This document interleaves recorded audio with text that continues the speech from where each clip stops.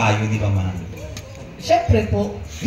Madalas po ako yung magtanong sa kanya kasi siyempre si mamang hindi naman bida-bida na bigla nila mag-a-advise sa akin.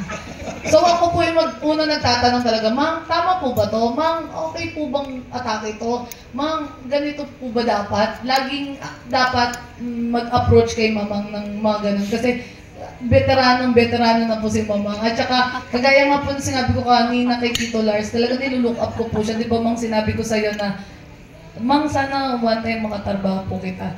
Tapos, ito na nga po, tapos nung naunahan niya nga po si Sir Kino, yung handler ko po, na magsabi sa akin na, sabi niya sa akin, sabi niya, na ano, ready ka na ba?